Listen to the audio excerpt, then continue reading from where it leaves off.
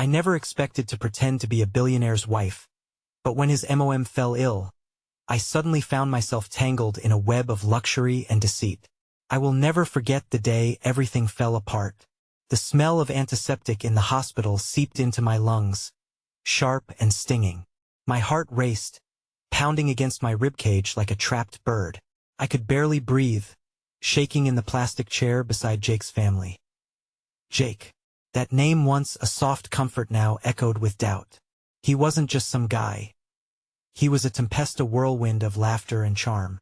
But the stakes were growing unbearable. I had just navigated the stormy waters of my less-than-glamorous life when I got the call.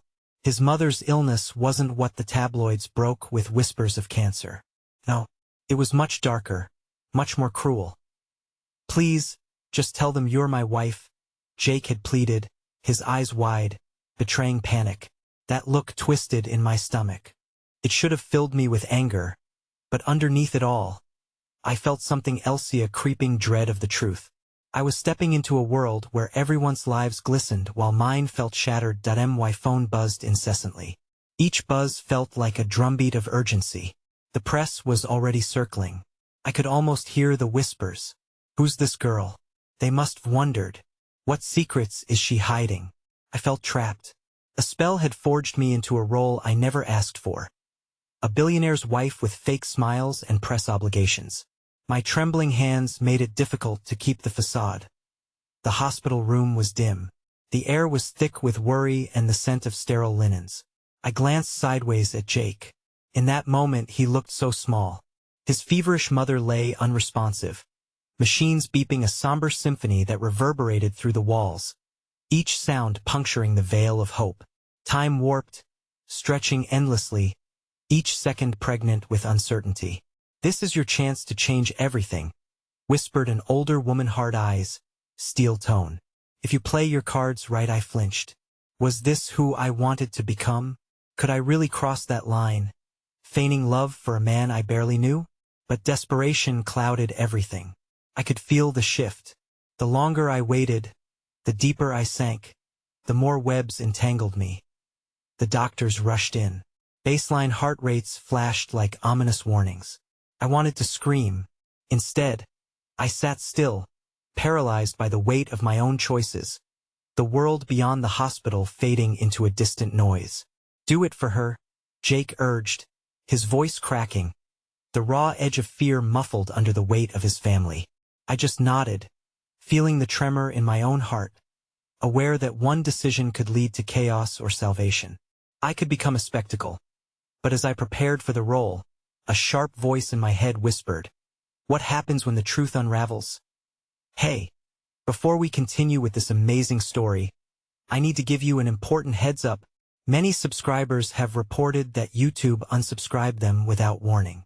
Take a quick second to check the red button below to make sure you're still subscribed to the channel. I'd hate for you to miss any of the exclusive content coming soon, and while you're there, smash that like button. It really helps me out with the algorithm. Oh, and tell me in the comments, which city are you watching from? I love getting to know every amazing person who's part of this community. Your participation makes all the difference. Let's connect. The scent of antiseptic was no longer just a trigger of anxiety. It had morphed into a tether, binding me to this surreal existence. I tightened my grip on Jake's hand, searching for an anchor, for a shred of undeniable truth in a sea of falsehood. The lines of our fabricated love blurred further as his family ushered me closer to their side. Eyes filled with expectation, a flicker of hope pierced through the gloom as my gaze fell upon an ancient potted plant brimming with life despite its surroundings. A scraggly, resilient attempt at survival. Life had a peculiar way of pushing through even the harshest of conditions. I could relate. I had always been a fighter, but now I felt the walls closeting me tighter, leaving no room to breathe.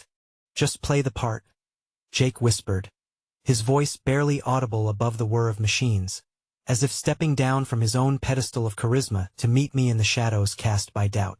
"I can't lose her." The echo of his plea enveloped me, thick with desperation. I stole a glance at his mother, the ghost of a smile that stretched across her features in photographs almost invisible in her current state of frailty. Struck me hard, a weight I wasn't prepared for. Beneath the role I had to assume lay real stakes that mattered. I was torn between a rising tide of affection for Jake and the impending doom of our flimsy charade. Suddenly, I felt a presence next to me. An older man with gentle eyes settled into the chair beside me, uninvited but far from unwelcome. "You're doing something brave," he said softly, his voice a balm against the rawness of my fears. "Her heart needs hope. She needs to see her son happy." The weight of his words draped over me like a comforting blanket. I might not have been a real wife, but I could pretend well enough to cultivate that spark of affection, if only to shield Jake from anguish. With a shaky breath, I nodded and wiped away the single tear that betrayed my stoicism. The hours dragged on. The family's conversations mingled with silence filled with unspoken dread. I tried to engage, to build rapport with the family, but warm smiles often dissipated into hushed tones that skittered away like stolen whispers. They operated as a unit united not just by blood but by a collective grief. And I, the impostor in their midst, tried to find my footing on the fragile ground between them. A nurse walked in, the bleep of the monitors syncopating with my heart. She delivered grim updates on Jake's mother's condition, her rehearsed professional smile providing a sliver of reassurance. I caught a glimpse of her name tag Carla. Something about her steadiness began to embed hope within me. After the family's hushed exchanges quieted, I asked timidly, "What can I do for her?" With an understanding nod, Carla leaned closer, her soft voice urging me, "Tell her stories. Comfort can come from connection. It doesn't matter if she can hear you or not. Just speak from your heart." Those words rolled over me, washing away some of the burdens I had carried all day. I could share tales of sunlit mornings, of moments when laughter erupted in the unlikeliest of places. As I closed my eyes, a vision bloomed off tranquil scenes, of laughter ringing like chimes, of warmth enveloping me like a hug. Perhaps if I painted those stories vividly enough, that bright essence could flicker back into the room. Surrounded by the hushed murmurs of solidarity, I began, speaking quietly but fervently about our lives, my love for the little things and life's simple gestures. I could almost see the light in Jake's eyes growing stronger as he listened. Each word I spoke passed through my lips like a thread weaving me into their story. But as I poured my heart out, the door swung open and a tall man strode in, a commanding presence that slugged the air. It was Jake's estranged brother, whom I only knew from fleeting headlines, an enigma wrapped in scandal. His steely gaze darted from Jake to me, eyebrows arching in disbelief. "What's going on here?" he demanded, the tension in the room visibly tightening. My heart dropped. Was my little refuge about to unravel? Jake's hand dropped as he faced his brother, jaw tightening with defiance. "She's here for Mom. Just like I am." And just like that, the web tightened around us, uncertainty clawing at our reality, and I was left clinging to a thread that teetered dangerously on the brink of unraveling.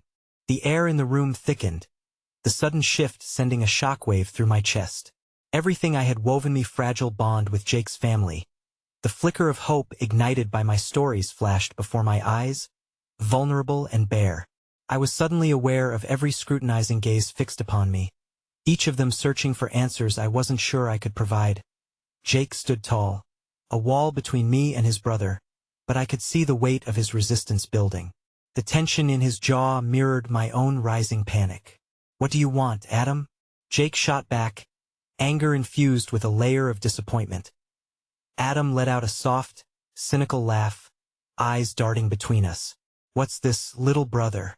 Playing house with a stranger while Mom is fighting for her life? I can see her spirit whittling away. You think putting on a show is going to save her?"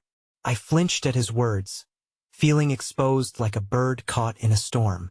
I began, but the air felt heavy and my voice faltered. The truth was I didn't know what I was. Jake lashed out, his words sharp like daggers. "It's more than that. You wouldn't understand. It's about giving her something to hold on to." Adam's disbelief was palpable, but a strange softness flickered within the steely exterior.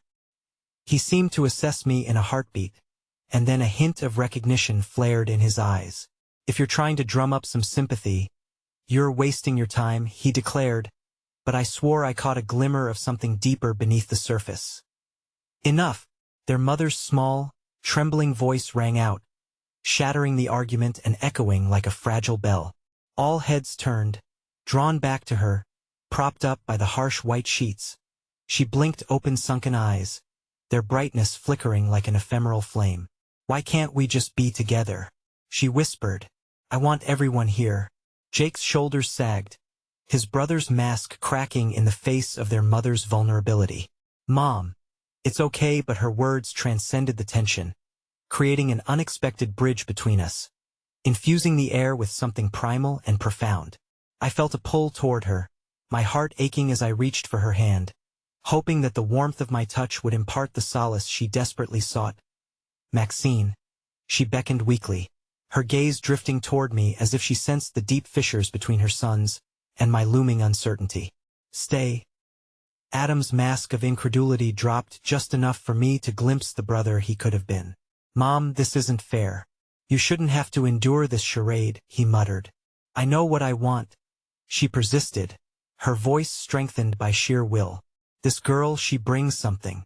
Look at you both. You need to let go of your pride." As she spoke, I felt the weight of her command settle over the room like a canopy of stars on the heaviest night, illuminated by her fragile light. The silence hung thick in the air, where hope and despair coiled together. I sensed the brothers grappling with her words, their shared grief forging a path through their bitterness, with newfound courage igniting within me. I leaned closer to her once more, the scent of antiseptic mingling with the sweetness of her presence. "Your strength is beautiful," I murmured, digging deep to summon the right heartstrings of encouragement. "You are surrounded by love, and love never dies even when we face our hardest battles." Tears filled her eyes, and she held onto my hand with a weak but determined grip. "Promise me you'll help them," she urged, looking from Jake to Adam and then back to me. "Help them see at my heart seized." It felt like a charge of responsibility settling onto my shoulders, but there was a flicker of truth amid the weight of expectation. But how could I mend long-broken ties between the brothers when I myself felt like a stranger in this drama? Adam broke away from the moment, his posture stiffening. "What do you know about any of this?" he challenged me, needing to lash out at someone. "I know pain," I said, the words tumbling out, raw and potent, "and I know that no one deserves to feel alone." At that moment I thought I saw something shift in his guarded exterior, a crack that threatened to break the icy tension. But just then, a siren's wail echoed far off in the distance, sending an electric jolt through the room, a harbinger of something looming and unresolved. I asked that Jake trailed off, tension woven back into him as I could see the blurry fear building in his eyes. "Mom, stay with us," he urged fiercely, his eyes darting back to her. But my gaze locked onto Adam as confusion danced in his eyes. What did he know that we didn't? Their mother's fragile existence was spiraling, and revelation began to burgeon within him. Just then, the unmistakable sound of footsteps echoed from the hallway, an intrusive omen that sent my heart racing. Jay saw it too. We were all on the precipice of something monumental. "Who is that?" My voice trembled as I looked from Jake to Adam, filled with the suffocating weight of unknown stakes, knowing that we were not prepared for what was about to unfold. The footsteps grew louder, echoing in the defined silence of the room, and I could feel the tension revolting against the impending intrusion. A rhythmic knock sounded just before the door cracked open, allowing a figure to stagger into the hospital room. My breath hitched as my eyes shot to the doorway. A tall, drenched man stumbled in, clothes clinging to his frame like they just emerged from a storm, his face marred by sweat and anxiety. It was Samuel, the family doctor, entrusted with the unraveling threads of their mother's condition. "We need to talk," he said, his voice steady yet fraught with urgency. Jake's face blanched, a mix of dread and hope flickering behind his carefully constructed armor. "Is it about Mom? Please, just tell us." He took an involuntary step forward, a plea shooting from his chest. Samuel hesitated, his eyes darting to the two brothers, drawn tight in their disparate battle. "We got her stabilized," he began, taking a breath that shuddered like a fragile butterfly. But he paused, deliberately meeting the eyes in the room, calculating the weight of his next words. While we manage to control her immediate symptoms, there are complications that we must discuss. Adam's demeanor shifted, annoyance boiling just below a surface of concern. You can't drop a butt on us like that. What complications? What I can tell you, Samuel hesitated again, forming his thoughts with the precision of a surgeon. There's sudden swelling in her abdomen. Could be due to the treatment advance or... His voice trailed off, and in that silence, I could see the shadow curling around Adam's heart. His body rigid as if bracing for the worst. What does that mean? I pressed, feeling the anxiety spill from my fingertips, my entire world tilting on a thread of hope that felt eroded with every second of uncertainty. Samuel took another breath, reminding us all that this wasn't just a moment in isolation. This was the deep inhale before the plunge. It could be earlier signs of organ failure, he murmured, hardly louder than a whisper, but the impact exploded within the confines of that hospital room. The air turned razor thin, slicing through our collective breath. I caught the flicker of understanding in Adam's eyes, that dreaded familiarity of uncertainty and the desperation that followed. No, he said, a startling firmness to his voice that anchored in the chaos. She can't be, not now. Jake's face contorted. A fragile mask of stoic control cracked as tears brimmed, emotion swirling like a tempest. You have to do something, he implored, taking a step closer to Samuel as if he would grasp the doctor's collar and shake free the answers. I'll do everything I can, Samuel replied, his gaze unwavering but softening with compassion. But we need to think of quality of life. That's paramount now. Right now she's stable, but you need to brace yourselves. Decisions must be made. The words hung in the air, heavy and inevitable, soaking into our hearts like rain on parched earth. My pulse raced as I considered the reality lurking beneath his careful delivery. My instincts screamed that the brothers needed to know, needed to unify in their love for their mother, or risk losing the little time left in swirling arguments. Mom, she needs you too. You need each other, I said quietly, feeling the weight press down around me while still holding on to the hope that hadn't quite dimmed yet. Please, for her. But just as Jake looked back at me, agony and determination warring across his features, Adam stepped back, emotions flickering and swirling dangerously between denial and anger. And what about you? He spat suddenly, voice strained and splintered. What do you want from all of this?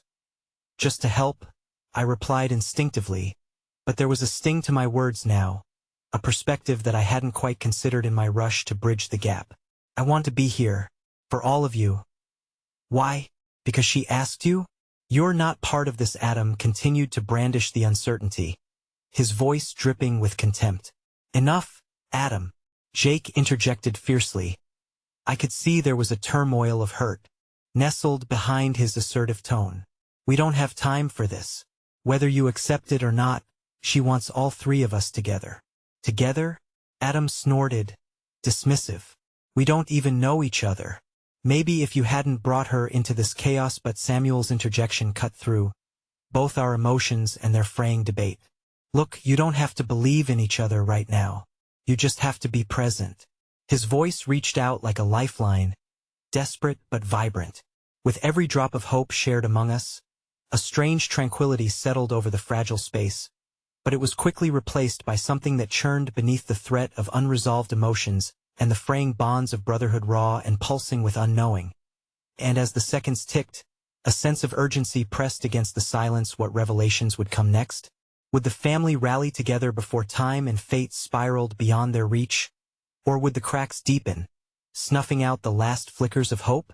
But in that fleeting moment, as the world outside blended into a chaotic blur, I couldn't help but feel a swelling sense of determination. I knew something vital was on the horizon, something that could alter everything. I just prayed that when it came, it wouldn't tear us apart, but bring us together. The fluorescent lights flickered overhead, stinging my eyes and painting the sterile walls in dim hues. Time ceased to flow in this agonizing limbo, where seconds echoed with unsaid words and uncontrolled fears. Samuel had left the room, his presence a fleeting relief, but the heaviness of his words loomed like a storm cloud. After a tense silence, Jake sank into the chair beside his mother's bed, his shoulders trembling as he leaned over her, taking her hand in his. "Mom, please wake up," he whispered, voice thick with unspilled tears. I stepped back, unwilling to intrude on this sacred moment, and I caught Adam's eye as he turned away, his jaw tightened like a vice. "Look, I didn't mean to," Adam started, the anger draining from him, replaced by something far more fragile. I can't lose her." His voice broke, revealing a vulnerability I had yet to witness from him. "I know. None of us can," I said softly, not wanting to disrupt the thread of connection that had just begun to unravel between us. Within the whirlpool of anguish, I felt the stirrings of hope again as the minutes dragged on.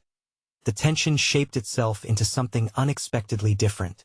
Among the chaos, a nurse peeked in, her smile radiating warmth like a sunbeam cutting through the cold hospital air. "How's everyone holding up?" she asked gently, introducing a small moment of comfort into our harsh reality. Adam glanced toward her, his expression softening for a heartbeat. There was something about her empathy that dislodged the heaviness in his heart, if only for an instant. "We're managing," he admitted, the tone lighter as he looked over at his mother. "Just hoping she'll wake up soon."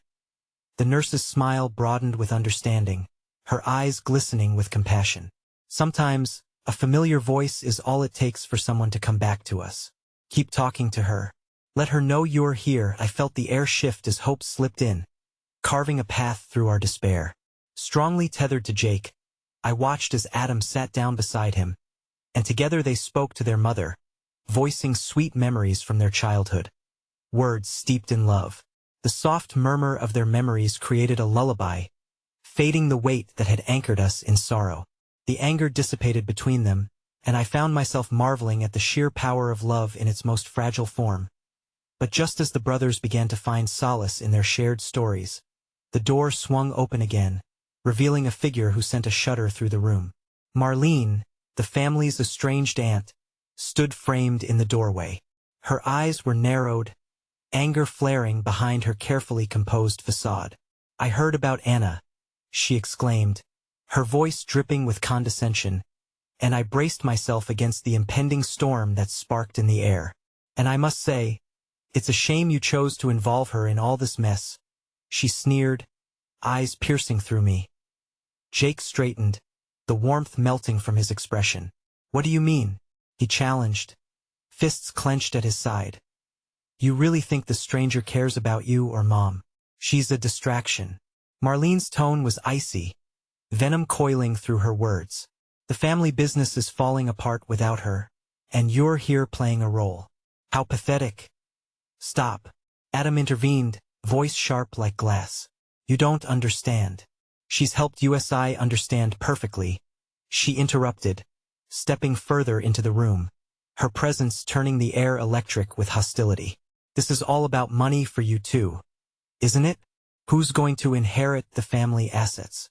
She shot, her gaze sweeping over Jake and directed to me as though I was the source of all their troubles. "Enough," I cried, standing between them, something within me igniting an unexpected defiance. "You don't get to belittle what they are going through. They love their mother."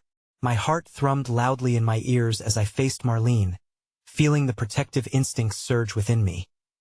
The room buzzed with tension, the brothers caught in a web of disbelief and shared commitment. Yet, the very atmosphere felt more fractured. Jake's eyes darted between me and Marlene, uncertainty creeping in. Marlene's expression faltered for a moment, sensing the strength in the unity of the brothers even as her bitter resolve pushed against it. "You think this is about love?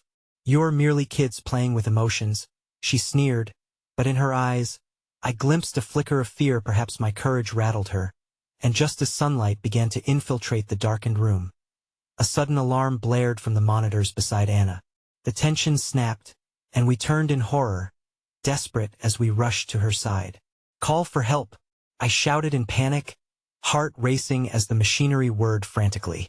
The familiar sterile scent of antiseptic intensified as chaos sprang to life outside our shattered world, twisting everything I thought I could control into disarray. I end that terrifying moment, As Jake's and Adam's faces twisted with a blend of fear and desperation, chaos thrummed through the air.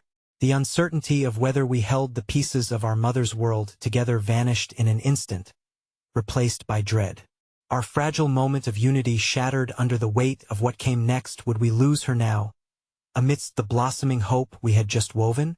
The door burst open again as hard-soled shoes echoed off the linoleum floor, ushering in a whirlwind of medical staff as they surrounded Anna's bed. They raced against time, but just then, as they intervened, I caught a glimpse of Adam's eyes meeting mine. Was that helplessness I saw there? Or was it a decision yet to be unmade, the determination to face the darkest hour alongside the brother he had once loathed, and the ally he never expected?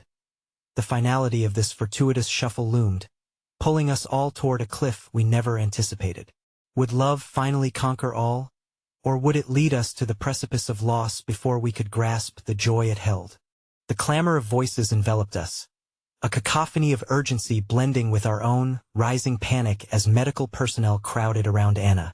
I instinctively stepped back, acutely aware of the helplessness swelling in my chest, but the brothers remained, tethered to their mother as if she were the last lifeline in an ocean of despair.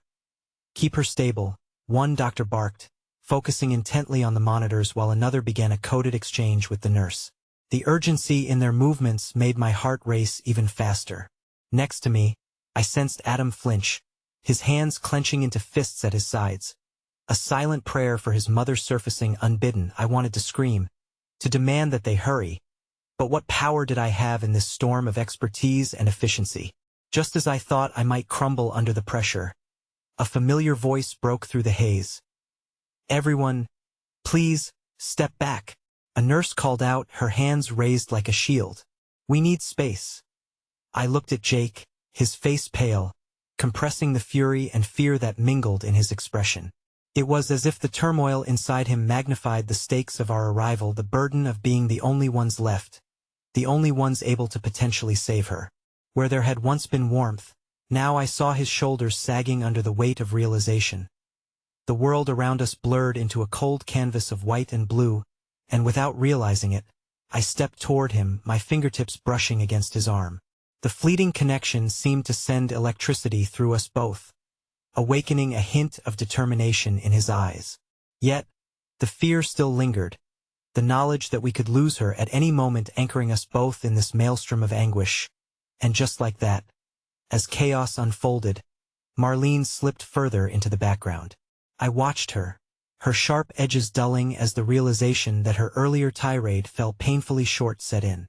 The brothers may have found footing in the midst of their shared grief, but she stood alone, her facade cracking under the weight of the family's real crisis.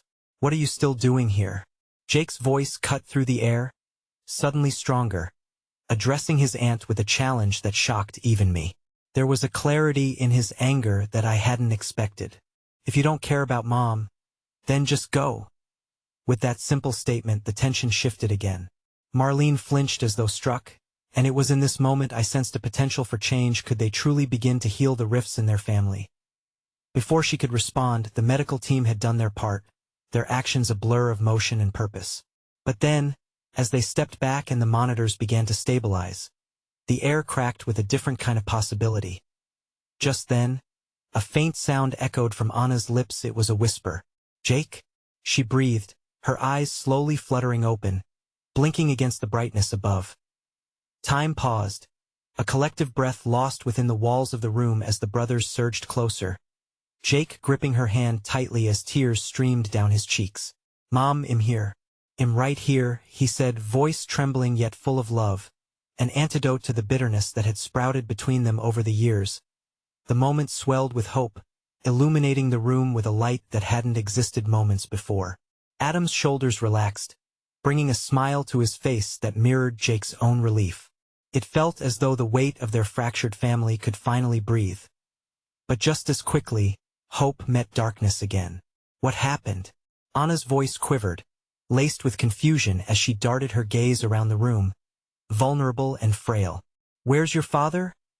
The question hung heavy in the air, an unwelcome reality plummeting back into our midst like a cruel reminder. The spark of joy that had flickered so brightly dimmed once more as the brothers exchanged startled glances. It was a reality laden with unspoken fears, the family's business crumbling, and the fragile equilibrium of their lives teetering on a precipice. "Mom, well, explain everything," Adam began, but his voice lost its strength against the enormity of what lay ahead. Trapped between a newfound hope and an unknown dread, I felt the fabric of their reality fraying at the seams. Just then, the door creaked open again, allowing someone else to slip through the threshold. A man stepped in, his face grave and familiar, an old family partner, marks of worry etching deep lines on his forehead. "Richard?" Marlene breathed, her voice laced with trepidation. The room buzzed with unanticipated tension as he approached, the balance of our fragile moment about to be dismantled once more. "I am sorry, but we need to discuss the estate immediately," he said, his tone urgent, raising the stakes higher than before. "Your mother's condition has triggered a crisis in the company." As the reality of that statement hit like a tidal wave, Anna's breath caught in her throat, and I could see the brothers struggling again to reconcile gratitude with the burden that now loomed over them. In that moment, I felt the weight of every unsaid word, every longing glance, and every broken relationship resonate painfully within me. As questions began to swirl, doubts creeping in around the edges, I knew that the journey was far from over.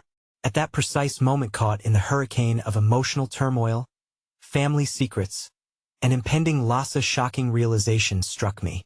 This was not just about saving Anna. It was a race against time to heal a family torn apart by bitterness, secrets, and an unforgiving legacy. Would the love we fought for be enough to weather this storm, or would it drown beneath the rising tide? The fluorescent lights hummed softly above us, casting a sterile glow on the chaotic scene of family turmoil. Richard's words hung in the air, heavy and foreboding. My heart raced again, not just from the reality of Anna's fragility, but from the looming specter of the family business's fate. I had scarcely wrapped my mind around the urgency of the situation when I realized the stakes were much higher than I'd anticipated. In the tension that followed Richard's announcement, I felt the energy shift. It was palpable, like electricity humming through the air, sending vibrations of anxiety echoing deep within my chest. Anna's weak voice lingered in my mind, the frailty of her inquiry echoing fears I couldn't fully comprehend. Adam's face twisted with confusion and frustration. "What does the estate have to do with Mom's health? We can't deal with that now." His outburst burst forth like a dam breaking, but Richard remained steadfast, his expression unwavering. His role in the family business was not just that of an outsider. He was tied intimately to their history, to everything that had built the legacy they now stood to lose. "Everything, Adam. You need to understand that," Richard pressed, his voice steady yet tense. "We owe it to your mother to protect what she's built. If we don't act now, it could all fall apart." Jake released Anna's hand reluctantly and turned to Richard, a storm brewing behind his eyes. "She just woke up. Why can't you let us have this moment?" His voice cracked with emotion, and for a brief second, the ever-present ache of bitterness surged forth. Adam's brow furrowed, torn between anger and concern for his brother and mother. As the brothers settled into their familial conflict, time slowed.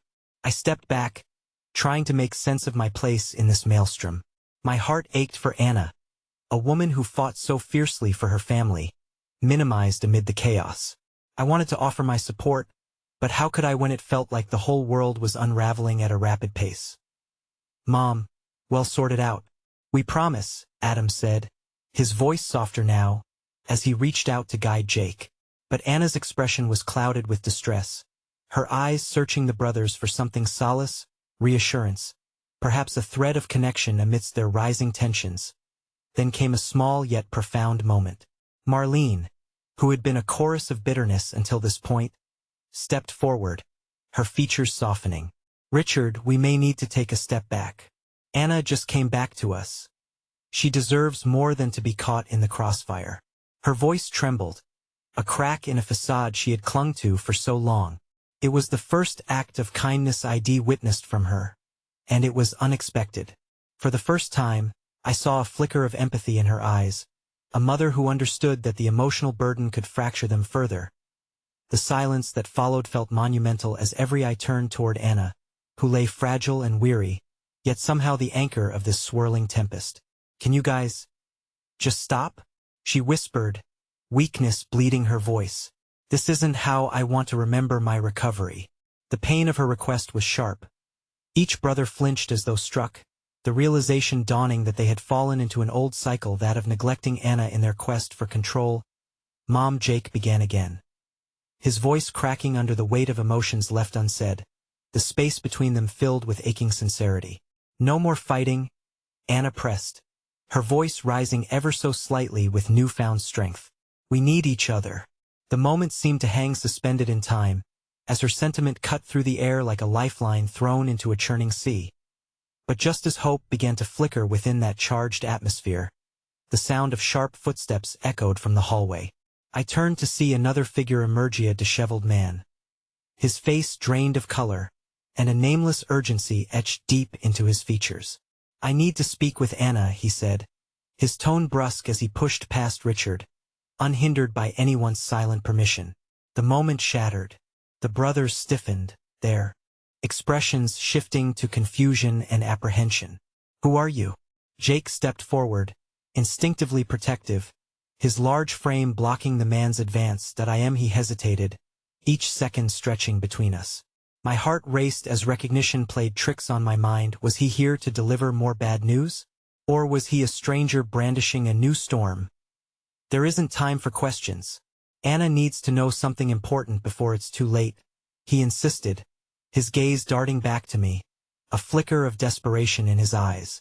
I could sense the tension ignite again, the quiet moment of harmony they'd achieved teetering on the brink of collapse. Richard sputtered, his composure lost, and I felt a storm roiling within me as dread filled the air once more. What revelation could this man bring that would disrupt a fragile family reunion? There it was, the impending truth, the final puzzle piece that could either bind them together or shatter their already frayed bonds. The sensation of hope turned into an unsettling knot in my stomach as the man edged closer to Anna's bedside, desperation written all over him. Something told me that whatever he was about to reveal would change everything. And at that moment, as the quiet chaos erupted around us, I couldn't shake the feeling that the real journey was only just beginning, the tangled web of their lives about to unravel all over again. The air was thick with trepidation, as if we were all holding our breaths. Anna's gaze, initially soothing, now shifted between the figure who had invaded our fragile truce and her own sons. It was a mixture of confusion and dread that settled over her, so palpable that I feared it might shatter whatever newfound harmony had begun to build. "Who are you?" Anna managed to ask, her voice steadier than I expected. A thin veil of authority stretched across her vulnerability. "I'm sorry," Anna, the man's voice cracked. He hesitated, glancing around as though gauging the weight of his next words. There was something haunting in his expression, an urgency that hinted at long-hidden truths. "Timothy, I am here because of something I learned. About your health, about what you've built." A low murmur rippled through the room, a tremor of uncertainty. Richard's face darkened, his stance growing rigid. "This isn't the time," he said sharply, but the man Timothy shifted, his resolve strengthening. Anna's brow furrowed, shadows of concern darting across her features. "What do you mean, what I've built?" she asked, her tone almost desperate. It was a question that cut deeper than I think she realized. Timothy squared his shoulders, his voice trembling yet insistent. "I discovered that there are unresolved issues, dealings that may affect everything you hold dear. I've seen the documents. Anna, the estate might not be what it seems." His eyes darted over her sons, who shifted uncomfortably at the implications of his words. "Stop!" Jake shouted, stepping in front of Anna once more, a protective barrier against the chaos that threatened to swallow them whole. "You can't just barge in and spread your doubts. This is our mother's recovery. We're not interested in whatever conspiracy you're trying to push." But instead of bowing under the weight of the anger, Timothy pressed on. "If you don't listen, you risk losing everything, her legacy, her dreams for you.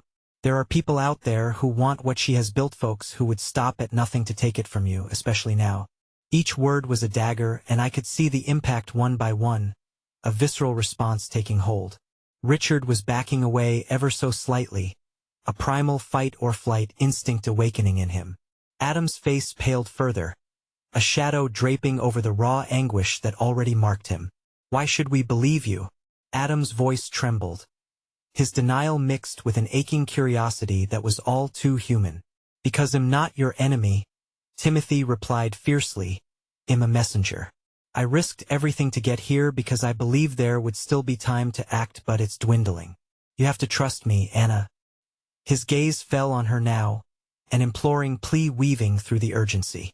Anna's eyes shimmered with unshed tears, the weight of the confrontation teetering dangerously at the brink of her endurance. She turned toward her sons, searching for the strength of their support, their unity once more tested. "You can't shut him out, not when it matters. If there's a threat, we need to know."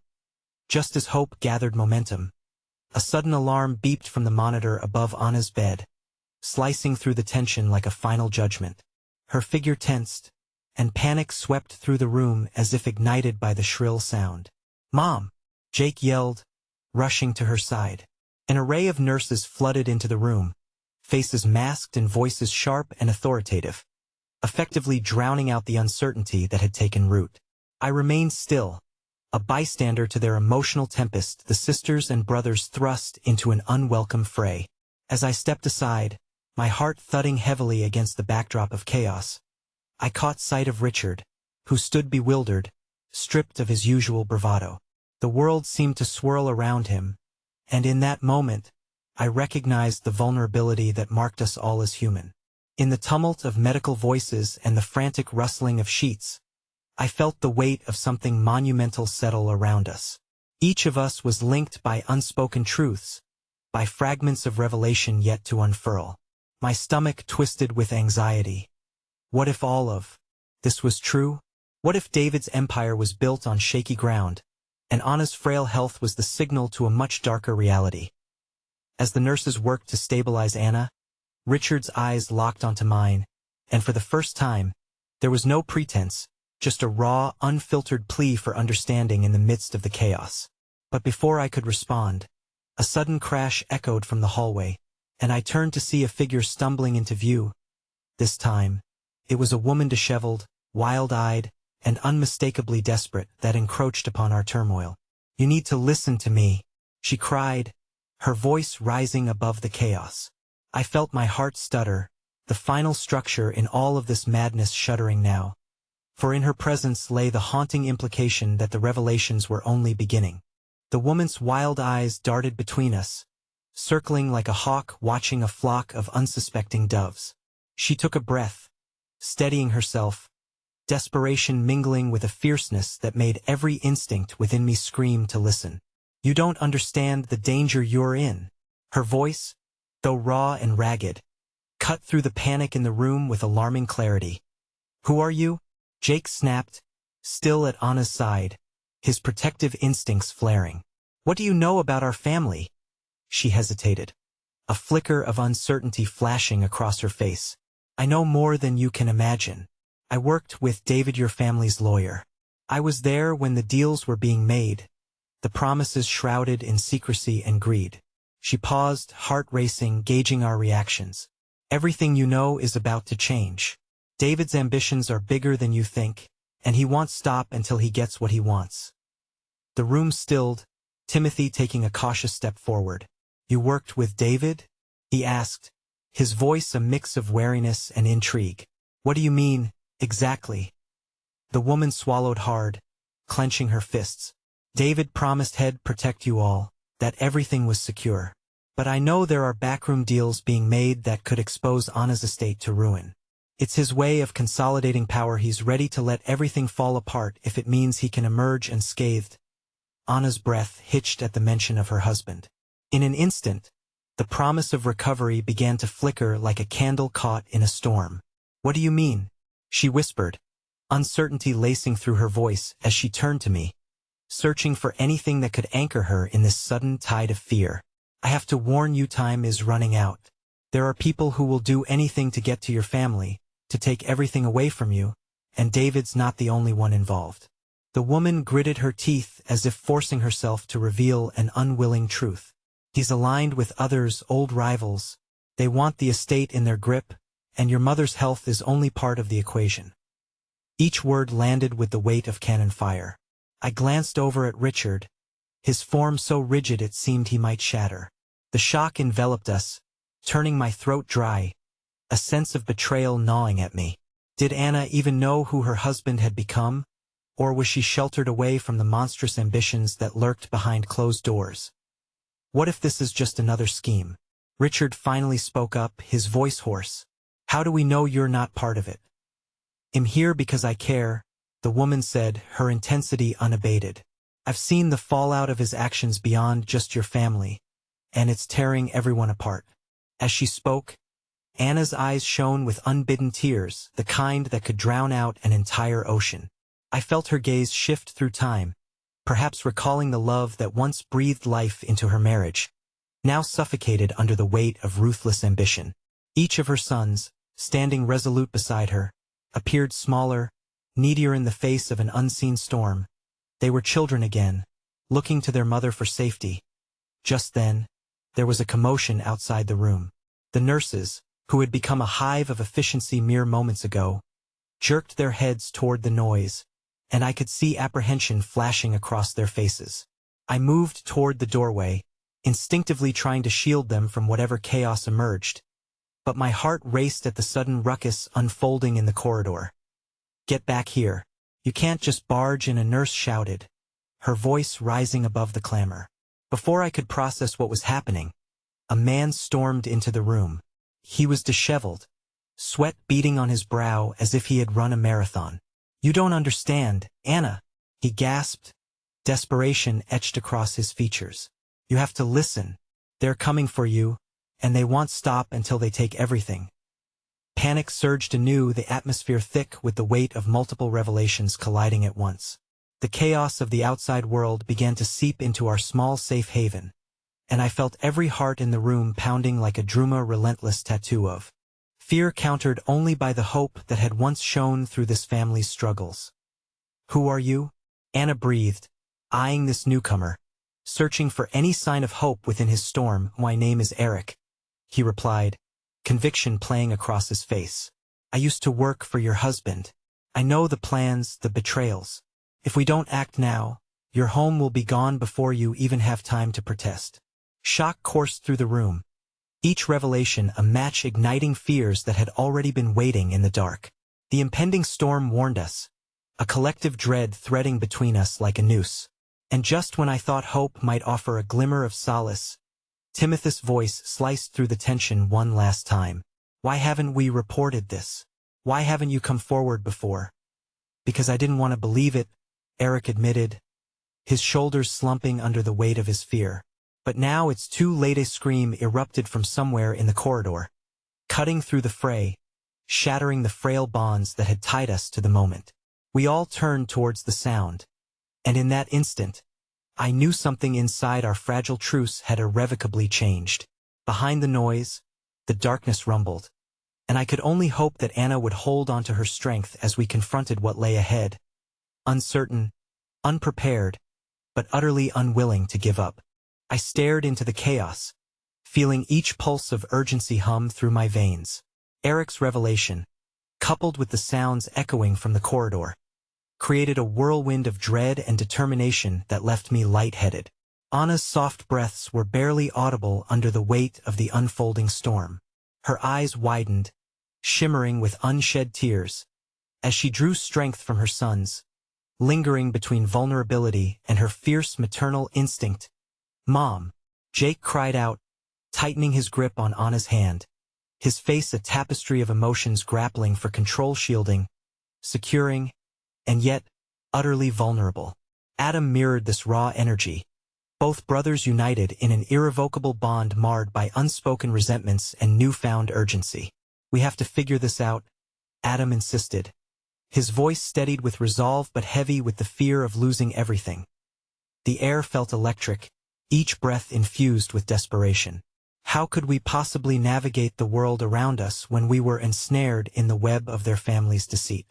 Just then, the door swung open with a force that echoed through the small room, catching all our breaths like the icy gust of a winter storm. There you are. A tall, imposing figure burst into the room. It was David, Anna's estranged husband, his expression twisted in fury and calculated charm. What is going on here? His tone oozed arrogance, the mask of familial love slipping faster than any of us could comprehend. If you're done with this ridiculous charade, we have a business to discuss, he said, eyeing Timothy and Eric, who stood resolute, burdened with the knowledge of what loomed ahead. Business? Jake retorted, disbelief coloring his words. Are you serious? Our mother is fighting for her life. Now is the time to put family first. His tone wavered, an accusation directed at the man he used to call father yet could barely recognize now. It felt like shards of glass littering the air around us, sharp and unyielding. David's arrogance faltered, if only for a moment. Family? He scoffed, his eyes darting dismissively.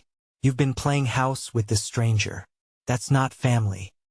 His eyes were steely, as if daring us to trespass further into the territory that was once warm but now felt like ice. Enough! Anna's voice rang out, shaky yet commanding, slicing through the suffocating tension. David, what are you hiding? Why are you so quick to dismiss them? Is it because the truth is getting too close for comfort? Her eyes blazed with rage and desperation, her spirit flickering to life beneath the weight of her frailty. Time stilled, the moment stretching taut as a bowstring. I could feel the air thicken as every gaze turned toward David, watching as the threads of love and betrayal began to twist, coiling tighter still in preparation for the inevitable snap. David hesitated for just a fraction too long. This isn't what it looks like, Anna, he said, his voice steely yet laced with something akin to fear. I've done everything to protect our family's name. The faintest tremor slipped through his facade of control, betraying the cracks in his armor. Protect our family? I repeated incredulously, my pulse quickening. I couldn't believe the audacity of his words. What about protecting your wife? What about the truth? Anna's eyes turned to me, searching for solidarity as the turmoil tightened around her heart. There's something we don't know, isn't there? Her voice was softer now, disarmed amidst the confluence of emotions swirling in that small hospital room. You have to tell me. David, are our lives a pawn in this twisted game? What's the point, Anna? They're here for you, not me.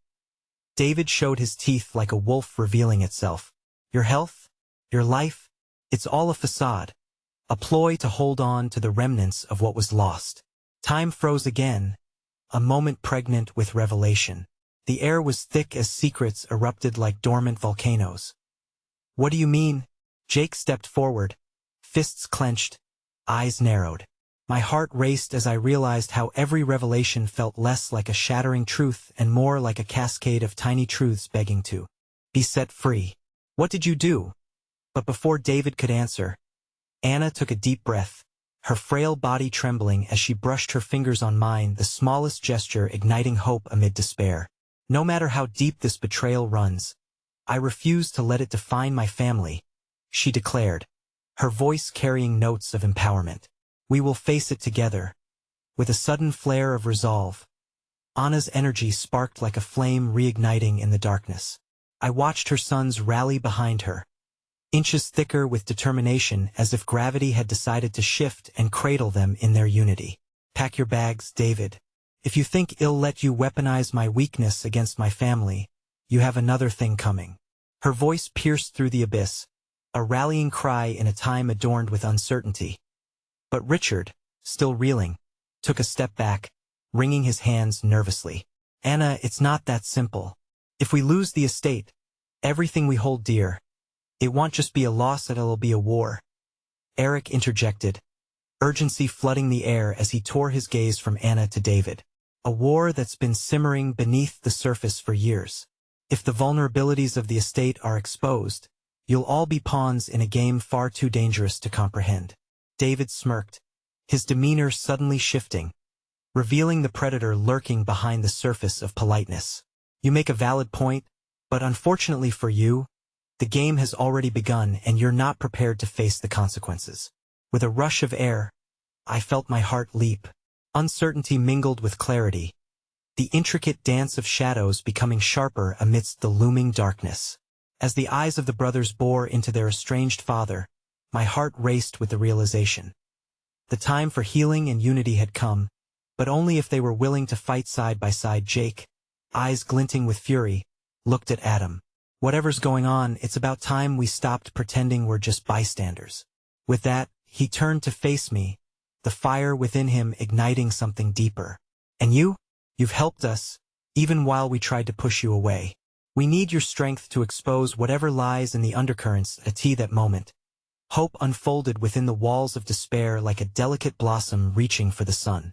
Together, we would confront the storm brewing outside, the shadows coiling with uncertainty. We had the strength, the love, and the relentless desire to tear down the world that sought to divide them.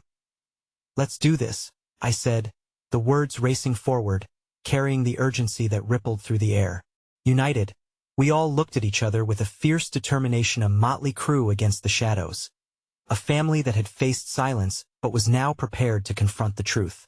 As David's facade wavered, caught between his past failures and present threats, I could practically feel the tension stretching, ready to snap as we all leaped into the churning chaos. And as the world around us crumbled nearer, I recalled Anna's voice, resolute amid the storm. "Every battle is harder fought when you stand alone, but united, we can redefine our fate." With those words echoing like a mantra within me, I grasped Jake's hand tightly. Together, we pushed forward into the shadows, ready to draw each other closer, to unravel the chaos that had torn them apart. For this time, we would not evade the hard conversations waiting ahead. We would shatter the past and redefine our own path together to end that single moment of collective resolve. We knew. Love, the thread weaving through us all, could conquer even the tempestuous storms of betrayal. Only time would reveal how deep the roots ran. But beneath the chaotic layers, I felt, at last, an irrefutable spark of hope. And even as the tumult surged and raged all around us, one thought reverberated, echoing louder than the storm. We were no longer alone. And above all else, we would fight for each other. Because in the end, true strength is born from unity, a fragmented family, embarking on the path to healing together.